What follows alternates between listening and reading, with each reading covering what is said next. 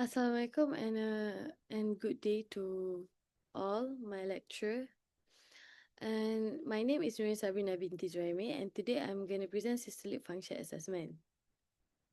So this is my patient history, which is she is 68 years old, female and Chinese. So she came to the hospital with a chest of complaint, dyspnea, insomnia, and fatigue.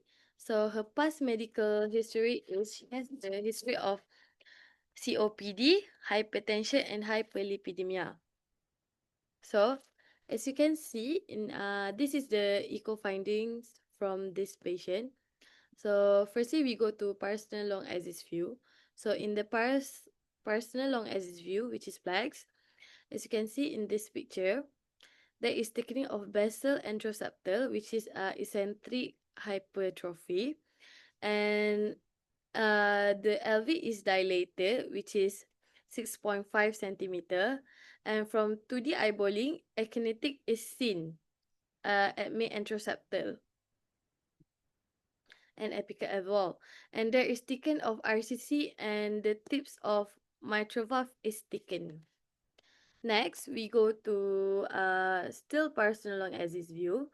Uh, at here, we did AOLA and Deckers method. So, as you can see in this picture, this patient have LA dilated, which is LA diameter is 4.3 centimeter. And she has eccentric hypertrophy, which is the IVSD is 1.8 centimeter and LVPWD is normal here. And the LV function using EF by TECOS is 62%. And next, we go to the personal short axis view. So, in this video over here, as you can see, there is thickening of LV wall, which is it shown that eccentric hypertrophy. And through 2D eyeballing, over here, this both picture from papillary and papillary and apex. Through 2D eyeballing, akinetic is seen at anteroseptal wall. Okay. Next, we go to apical four-chamber view. So, in apical four-chamber view over here, this is the 2D image of apical four-chamber. This is the zoom or more zoom.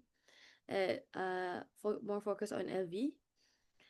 And then over here is LV mode Simpson. So, from from the 2D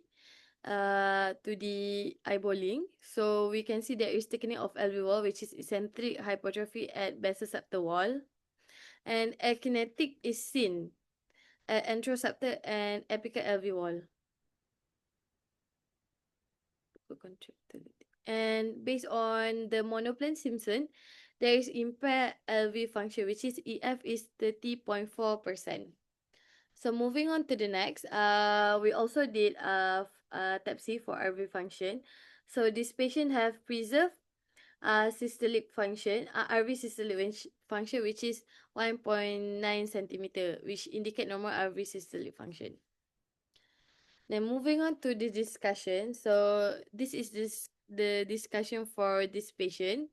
So as you can see, as we know that this patient have dilated LV, which is LV IDD is 6.5 cm, which indicate possible which indicate possible heart failure with reduced ejection fraction. And then this patient also have eccentric hypertrophy of the LV wall, which is there is thickened at the basal anteroseptal wall. And from from Partial short axis view, apical four-chamber view, we can see that this patient have akinetic region seen at mid anteroseptal and apical level, which indicate impact contractility. So, we did EF by Tacker's method, but we got 62.1%. But EF by Simpson method, we got 30.4%, which indicate systolic dysfunction. The EF discrepancy, I will explain more later in the next slide. So next, this is the risk factor why this patient can lead to LV systolic dysfunction. First of all, is hypertension. Uh, Hypertension. It is commonly observed in patients with heart failure with reduced ejection fraction, which exacerbate the LV dysfunction and accelerate the progression to heart failure. So the blood pressure management is crucial to prevent further deterioration of cardiac function, because when the patient has hypertension, it can lead and high blood pressure, it can lead to heart failure and reduced ejection fraction. Then COPD is also can be associated with both systolic and diastolic dysfunction, and it usually affect the left ventricle. And the severity of lung disease has a direct correlation with the incidence of LV dysfunction. Means that the patient who have COPD, history of COPD, can lead to LV and RV dysfunction.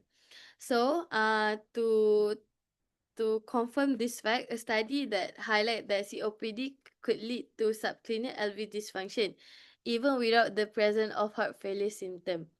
So this dysfunction is often exacerbated by comorbid condition like coronary artery disease, hypertension, and dyslipidemia. So next, we will explaining why discussion on why the EF has discrepancy, which is different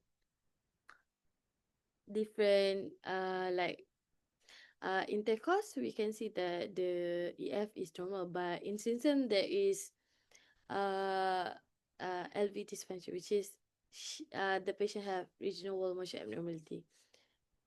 So usually in TACA's method, there is potential of overestimate.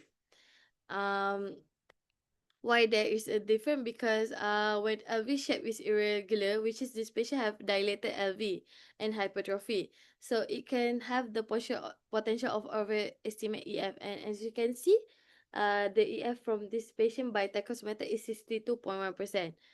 Then Simpson method is more accurate because Simpson method accounts for irregularity, offering a more accurate EF calculation, which is, as you can see in this patient result, the Simpson method is 30.4%, which indicate LV